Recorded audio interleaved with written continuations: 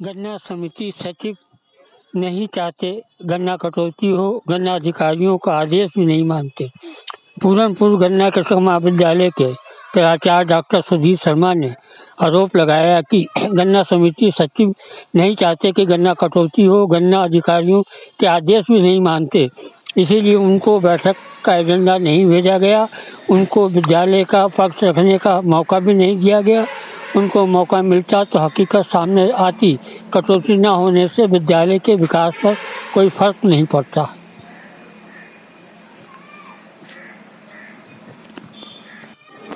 Sir, गन्ना समिति में गन्ना कृषि महाविद्यालय की शिक्षा के लिए 1 रुपया कटौती संबंधित पुनः बैठक बुलाई गई, जहां लोगों ने एक सुर से खारिज कर दिया।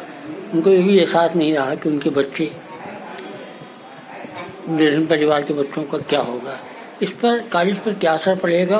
और इसमें आपका भी स्टाफ सुना जा रहा है कि अंदर विरोध कर रहा है। ये सब क्या है, कैसे कॉलेज चलाएंगे, कहाँ से पैसा लाएंगे? बहुत बहुत धन्यवाद। निश्चित रूप से जो एजीएम की बैठक हुई, सबसे पहले तो एक बात यह है कि कृषि संकाय के लिए कटौती का प्रस्ताव रखा गया था। मेरे ऐसे संज्ञान में आया कि वहां पर कुछ लोगों द्वारा जो है विरोध किया गया है। निश्चित रूप से कुछ लोगों के अभी अपने निजी स्वार्थ रहे हैं, उनके निजी स्वार्थ पूर्ण न होने के कारण वो लोगों को सत्यता से परिचय न कराते हुए कुछ ऐसी चीजों को लेके आते हैं जिसकी वजह से वहां विरोध उत्पन्न होता है। मैं तो एक बात और खेद के साथ कहना चाहूंगा, इसमें कहीं कोई झिझक की बात नहीं है। जो महाविद्यालय के कोषाध्यक्ष हैं, गन्ना सोसाइटी के सचिव हैं, बड़ा दुर्भाग्यपूर्ण स्थिति है कि कॉलेज की कटौती के लिए प्रस्ताव रखा जाता है और कॉलेज के प्राचार्य को ही एजीएम का एजेंडा नहीं दिया जाता, प्राचार्य को बुलाया ही नहीं जाता। आप, जबकि मैंने खुद जाके उनसे अनुरोध किया था। और बड़ा दुर्भाग्यपूर्ण स्थिति है कि मैं आज तक ये नहीं समझ पाया कि गन्ना विभाग का पहली बार, जिसको शासन के गन्ना आयुक्त महोदय का निर्देश था, अपर मुख्य सचिव तत्कालीन श्री संजय भूसरेड्डी साहब का निर्देश था, उसके बाद भी सचिव द्वारा एजेंडा तक प्राचार्य को नहीं दिया गया कि प्राचार्य अपनी बात को रख सके। अगर मैं मौके पर रहता और मुझे बुलाया जाता तो निश्चित रूप से महाविद्यालय का पक्ष रख सकते थे, हम अपने कार्य योजना को बता सकते थे। जब वहां कार्य योजना बताने वाला नहीं था, सचिव की मुख्य भूमिका इसमें है, सचिव खुद नहीं चाहते थे कि कटौती का प्रस्ताव पास हो। निश्चित रूप से जो पूरनपुर में जो सचिव तैनात हैं, इनके पास एडिशनल चार्ज है। उनकी मुझे लगता है कार्य प्रणाली ऐसी है कि वो ये चाहते हैं कि कॉलेज में किसी न किसी तरह का व्यवधान उत्पन्न हो और वो कुछ ऐसे तत्वों के साथ मिलकर कॉलेज की कटौती को बार बार न होने देने के लिए कुछ ऐसी भूमिका तैयार कर देते हैं, जिसके कारण पिछली बार भी उन्होंने प्राचार्य को एजेंडा नहीं दिया। लास्ट मोमेंट पे उनको इसका एहसास हुआ, उन्होंने एजेंडा लास्ट मोमेंट पे भेजा।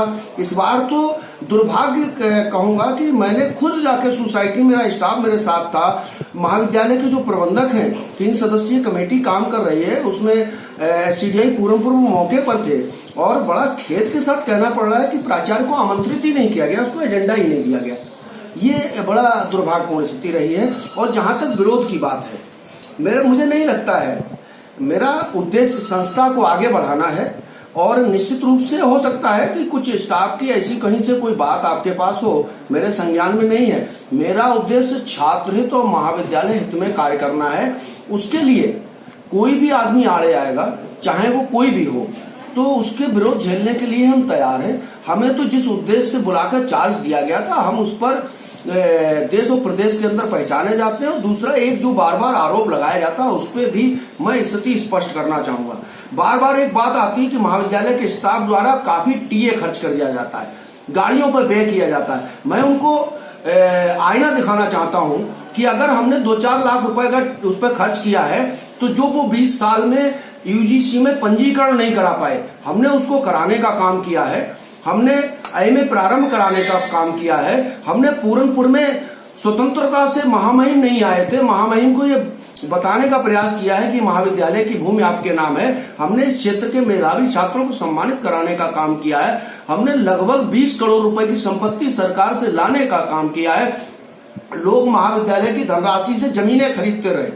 हमने महाविद्यालय को निःशुल्क रूप में सरकार के माध्यम से जमीनें दिलवाने का काम किया है। हमने छात्र हित में महाविद्यालय की पत्रिका का प्रकाशन का काम किया है। हमने नई शिक्षा नीति की किताबें देने का काम किया है और हम किसी का भी अपमान करने के लिए बिल्कुल तैयार नहीं है। सबका सम्मान है, सबके लिए हर समय इस कॉलेज के दरवाजे खुले हैं।